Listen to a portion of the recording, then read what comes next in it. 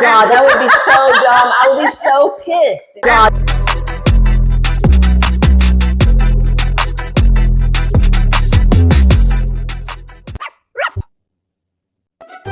Hi guys, welcome to That's Rough. I'm your host Lori. And I'm your host Tish. Before we get into today's video, I want to remind everybody that the stories we go over are alleged and for entertainment purposes only. Just for fun, guys. Just for fun. Okay, we have Justin Baldoni. This is my favorite topic. Everybody knows this.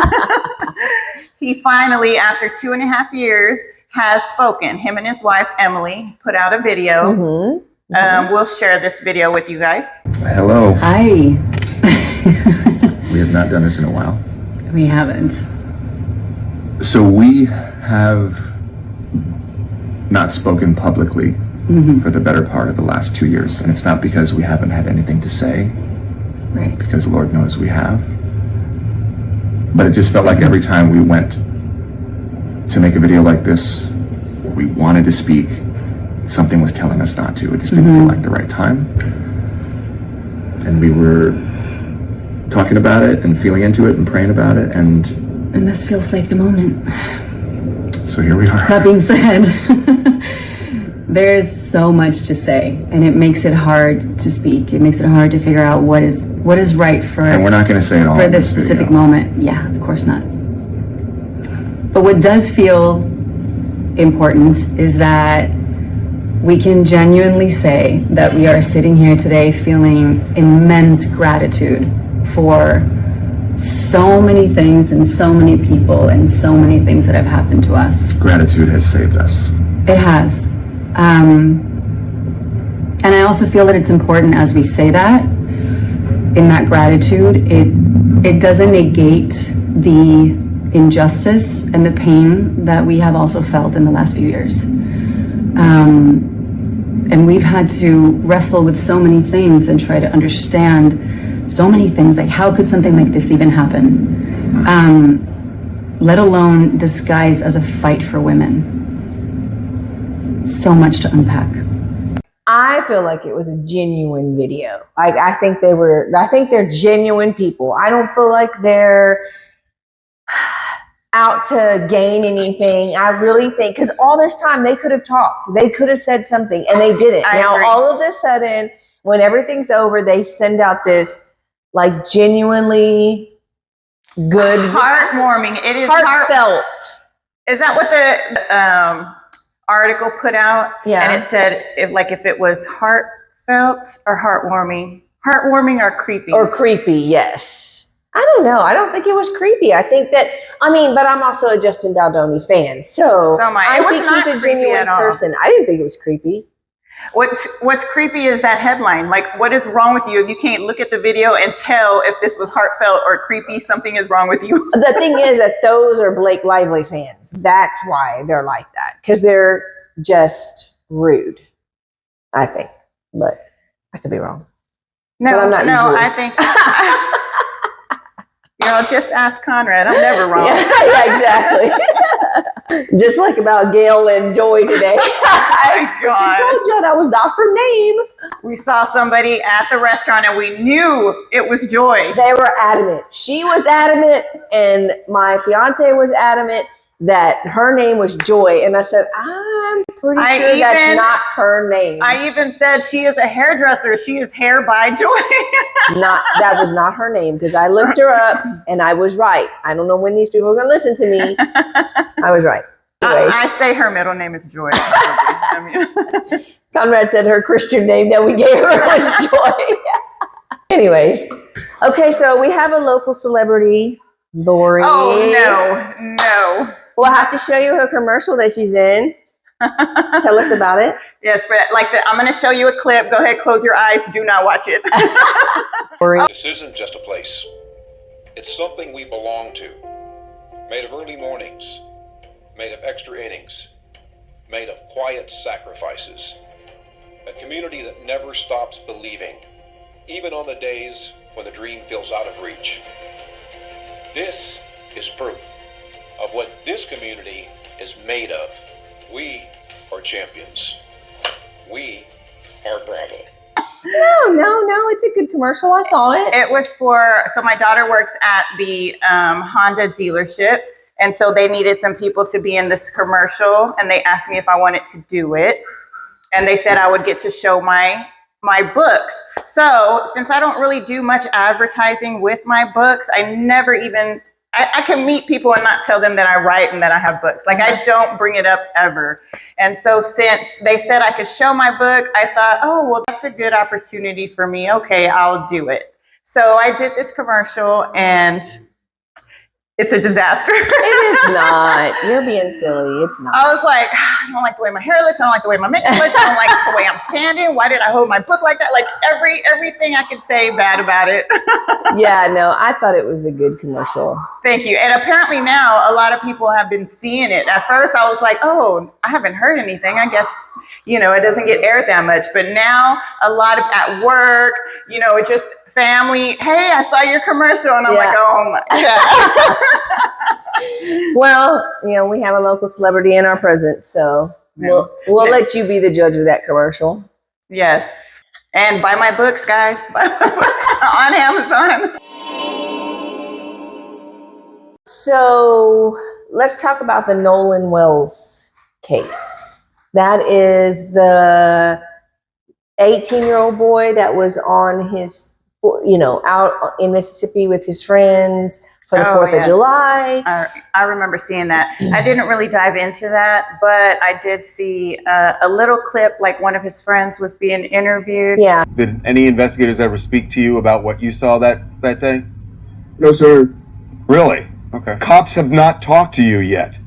No, sir. That's odd. I don't see why the cops would have to talk to me. I mean, obviously, I had said my plea, because whenever I had talked to the people at Sunheard, it was whenever, the body was discovered and the autopsy people and all those people were there. So the backstory is this boy went on a trip with his 3 friends. They went out to, this island, Horn Island, in Mississippi off the coast. And apparently, so the first story I got was that he went with these 3 guys. Their boat was taking on water, so the 3 of the boys were supposed to come back.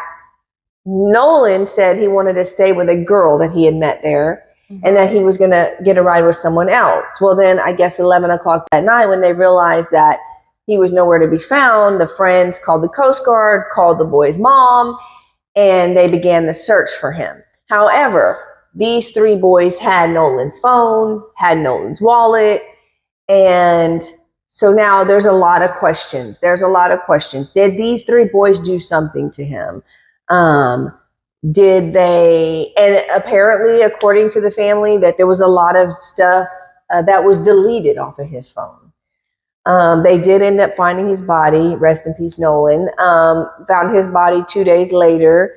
And I think that they're doing an autopsy, or they did an autopsy, but the family is getting their own private autopsy done now. And they're also having their own private investigator investigate the phone to see what messages were deleted and right, because they can get that stuff, right? Yes. Even after it's been deleted. Yes. And okay, so they did I guess there was a search party, and that's how they found him. Yes, they had a search party. They found him.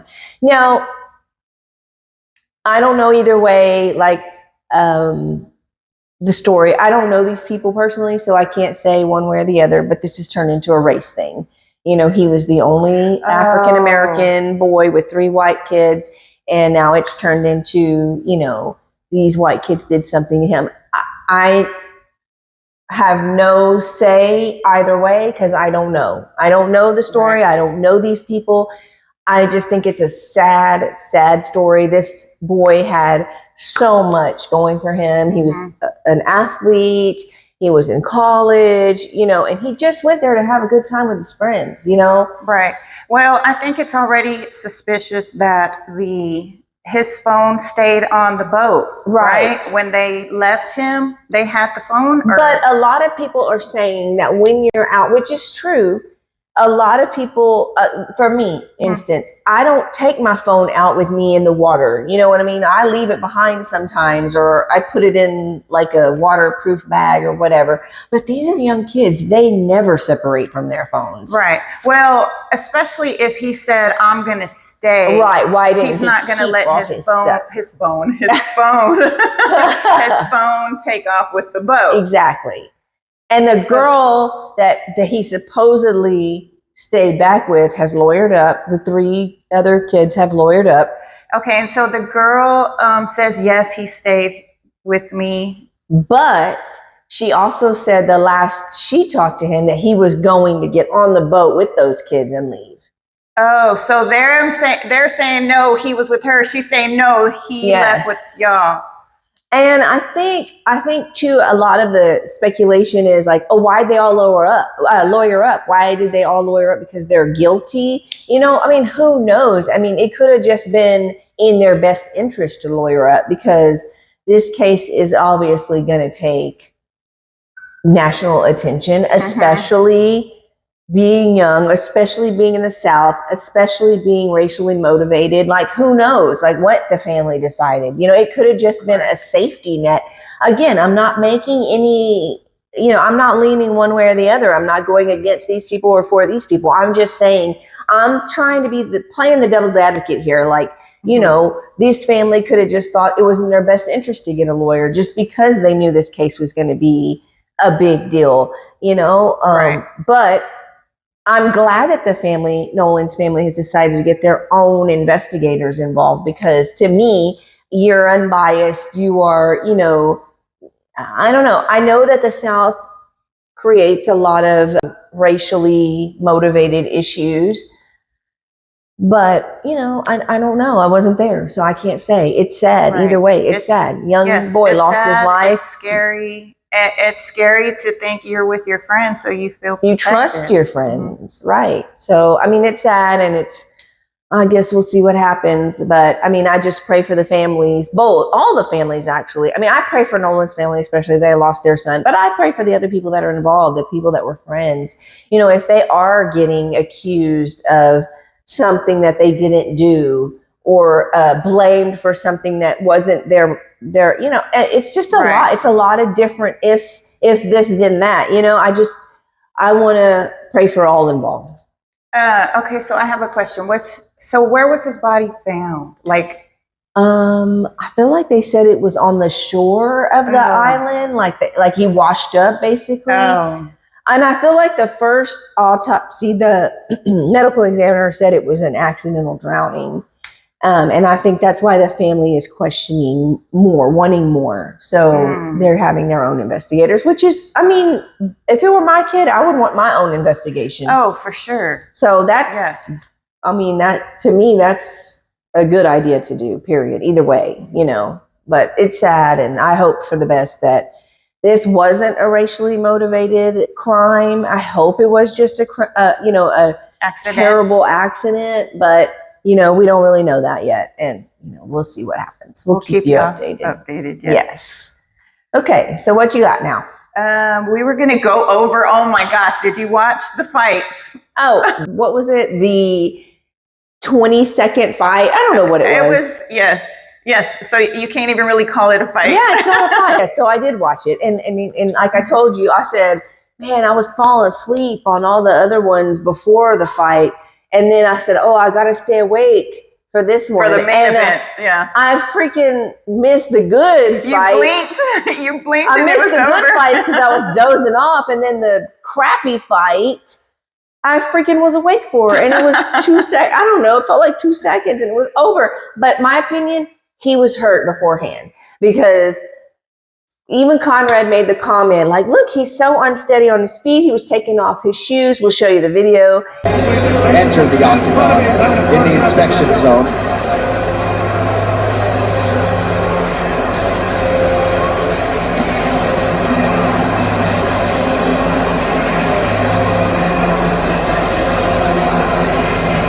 So hard to know if there was any sort of He was taking off his shoes and he was kind of lifting that leg already. Like he was very gingerly on that leg. I don't know. I feel like he was already hurt and he just didn't want to admit it. Right. But then, you know, the dumbass came out there with all his amped up energy and hurt himself in the first goddamn move. I was like, are you kidding me? This is a joke, right? Exactly. I can't imagine paying that money to watch it and that happened. And Drake apparently put a huge bet on McGregor, $1 million or something on McGregor to win. I didn't hear that. And so it was Drake's fault. We'll blame him. He gave him the bad juju, and so he hurt himself. Too much money on that one. Yeah, and like even for the Max guy, the other guy, I feel like if I were him, I would be like, this is a waste. Like I didn't really win. You know what? I did notice. So he right away noticed something that he was wrong hurt. with him, and he didn't want to hurt him. Yes.